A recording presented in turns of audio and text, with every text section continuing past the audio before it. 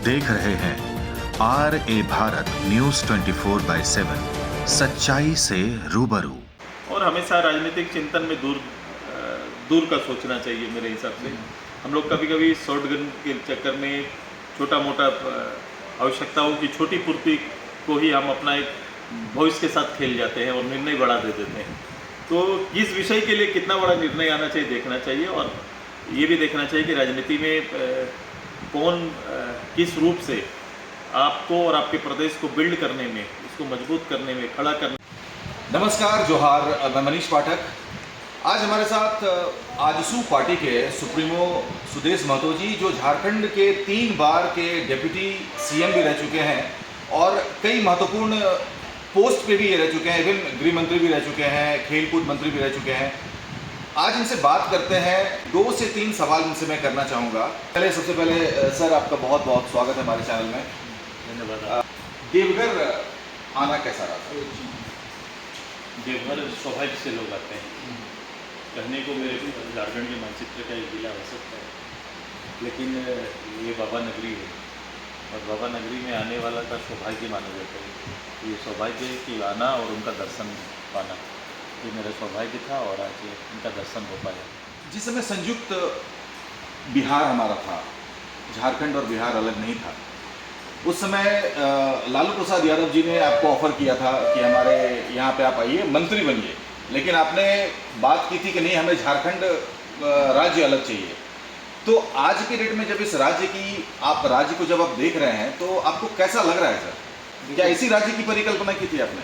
झारखंड प्रदेश का और आंदोलन का एक सिपाही रहा हूँ, तो मेरा राजनीतिक और आंदोलन का लक्ष्य बिल्कुल एक ही था कि ड्रीम और सपना कि हर हालत पे प्रदेश हमारा हो, झारखंड प्रदेश का गठन।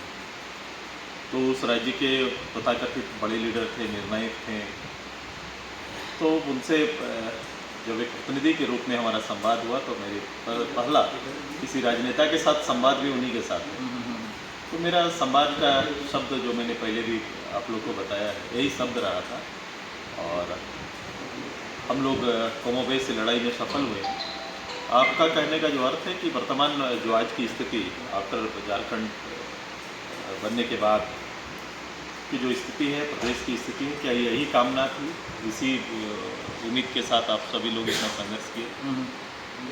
तो पूर्ण तो इसका जवाब ना ही होगा, क्योंकि कामना ये नहीं थी, एक लक्ष्य था। जब पॉलिटिकल या फिर आंदोलन के रूप में जब हम लोग यहाँ पर आए तो सीमांकन तो होना वो था कि एक झारखंड प्रदेश का एक सीमा में एक प्रदेश का नाम आए।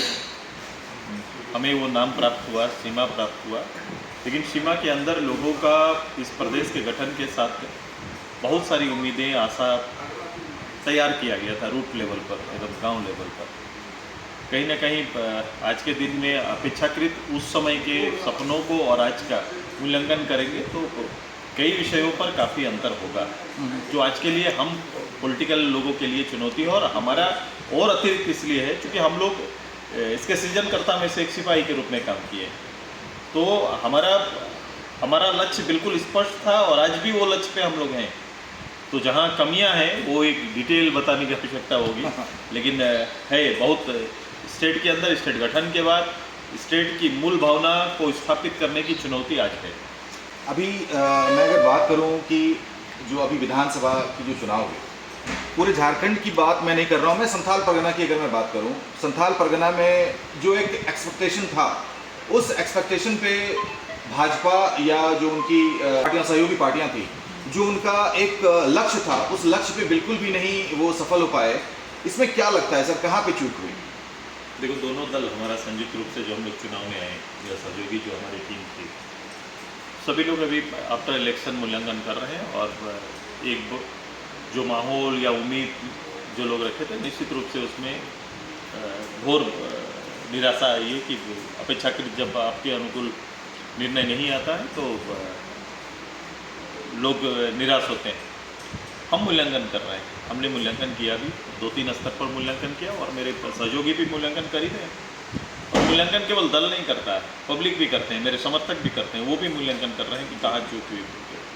तो कुछ मूल्यांकन ऊपर सतही स्तर पर आ जाता है कि भाई ये कारण रहे होंगे, लेकिन शेष मूल्यांकन जो होना चाहिए, जितना डीपली आजकल का मैनेजमेंट या काम लोग करते हैं, वहाँ कई चीज़ें अभी शेष है। और ये समय के साथ, वक्त के साथ, मैंने कई बार कहा है कि समय के साथ इसका बेहतर मूल्यांकन और होते जाएगा। अंतिम सवाल सर, संथाल परगना में बांग्लादेशी घुसपैठिया का मतलब एक बहुत ही गंदा असर होता जा रहा है यहाँ पे, इसको किस तरीके से लेते हैं? देखो, चूँकि हमारा प्रदेश खासकर ये बंगाल के साथ बांग्लादेश बॉर्डर को छूता है, कुछ ही हिस्सा है जो बंगाल का, जिसके बाद हमारा बांग्लादेश आता है। और वहाँ से ये बात सही है कि हज़ारों की तादाद में नित्यदिन लोग भारत की सीमाओं को लांघ रहे हैं और बंगाल या फिर उससे नज़दीक का प्रदेश हमारे झारखंड के अंदर में उनका प्रवास हो रहा है। ये इसको कोई इनकार नहीं कर सकता।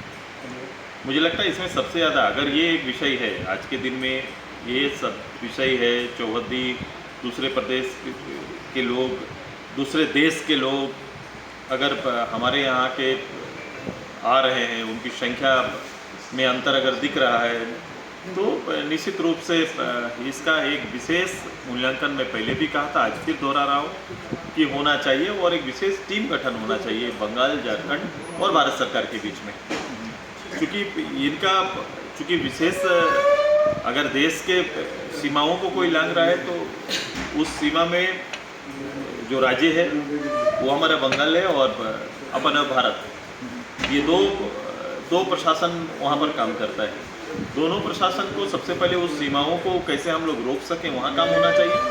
फिर राज्यों की सीमाओं को लांघकर हमारा ये संथाल के क्षेत्र को जो वो लोग अपना एक नया अपना कहेंगे कि अपना आश्रय तैयार कर रहे हैं, तो इसके ऊपर भी इनको भी इंक्लूड करना चाहिए उसके अंदर में।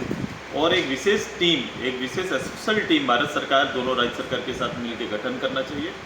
ये परिस्थितियां जो अभी तक हुई है और परिस्थितियां जो आने वाली है, जिसके भयावह चित्र को हमेशा आप लोग दर्शाते रहते हैं, तो उससे बचने के लिए ये सबसे ज़रूरी है कि बातें कम हो, इनिशिएटिव लेकर भारत सरकार, दोनों राज्य सरकार मिलकर काम करें। अंतिम संदेश कुछ अगर देना चाहें झारखंड की तमाम जनता को? मैं आज भोला नगरी में हूँ, मेरी शुभकामना पूरे प्रदेश के लिए है, इनका आशीष प्रदेश को मिले। और हमेशा राजनीतिक चिंतन में दूर का सोचना चाहिए मेरे हिसाब से। हम लोग कभी कभी शॉर्टगन के चक्कर में छोटा मोटा आवश्यकताओं की छोटी पूर्ति को ही हम अपना एक भविष्य के साथ खेल जाते हैं और निर्णय बड़ा दे देते हैं। तो इस विषय के लिए कितना बड़ा निर्णय आना चाहिए देखना चाहिए, और ये भी देखना चाहिए कि राजनीति में कौन किस रूप से आपको और आपके प्रदेश को बिल्ड करने में, इसको मजबूत करने में, खड़ा करने में, या राजनीतिक पूरे दायित्व को निभाने में कौन सही रूप से आपके पक्ष पे खड़ा है, इस पर गहन विचार करना चाहिए। समय देने के लिए बहुत बहुत धन्यवाद।